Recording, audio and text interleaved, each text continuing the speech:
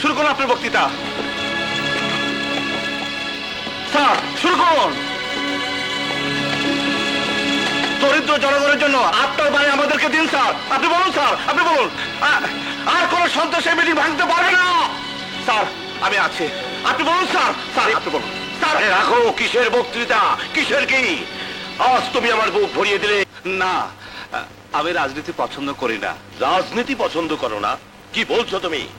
আরে রাজনীতি হচ্ছে মানুষের কল্যাণের জন্য। কিন্তু আমাদের দেশের রাজনীতিবিদরা মানুষের কল্যাণের জন্য কোনো কাজ করে না। তারা তো খারাপ লোক, কিন্তু আমরা দেশের জন্য জীবন দিতে পারি। তোমার মতো লোক আমার দলে থাকলে আমরা দেশের জনগণের জন্য ঝাঁপিয়ে পড়ব। কিন্তু আমি রাজনীতি করব না। যদি আপনি উপকার করতে চান তবে। বলো বেটা, বলো বলো, কি চাও তুমি বলো। আমি অসহায় গরিব ঘরের ছেলে। আমার দিকে সমস্ত সংসার তাকিয়ে আছে।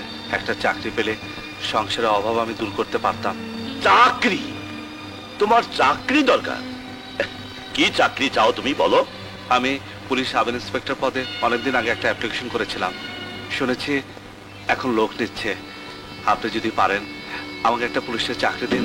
পুলিশের চাকরি পেলে সংসারের অভাব মেটানোর সাথে সাথে জনগণের সেবা করতে পারবো। চাকরি? আরে কোথায় আমি তোমাকে মন্ত্রী মিনিস্টার বানাবো, আর তুমি চাচ্ছ পুলিশের চাকরি? আচ্ছা আচ্ছা, ঠিক আছে ঠিক আছে। আইজি সাহেব আমার বন্ধু মানুষ, আমি তাকে বলে দেবো তোমার চাকরি হয়ে যাবে। আমি আপনার কাছে চিরকৃতজ্ঞ থাকবো। আরে না না না, কৃতজ্ঞতার দরকার নেই। তুমি তুমি আমার ছেলের মতো, আমি তোমার বাবার মতো। তুমি তুমি আমাকে যেভাবে অপমান থেকে বাঁচিয়েছো, সে একমাত্র এক সন্তানই তার বাবাকে বাঁচাতে পারে।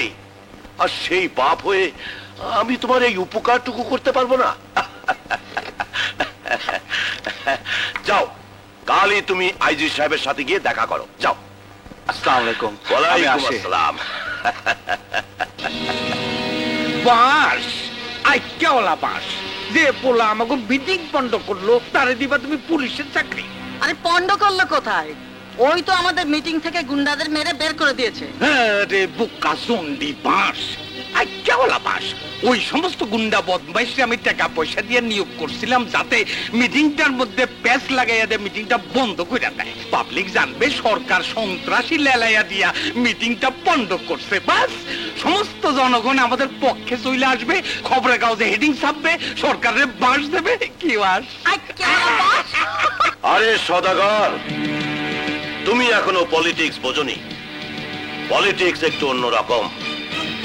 মানুষের সবচেয়ে দুর্বল জায়গা হচ্ছে অভাব। আর এই অভাবের সময় যদি তার একটু উপকার করো তো তাকে তুমি সারা জীবনের জন্য কিনে নিতে পারবে। ওকে আমি যদি এই অভাবের মধ্যে পুলিশের চাকরিটা দিয়ে দিতে পারি, তাহলে সারা জীবনও পুলিশের হয়ে আমার গোলামি, সরকারের বেতন খেয়ে আমাদের 2 নাম্বারই কাজ করে যাবে।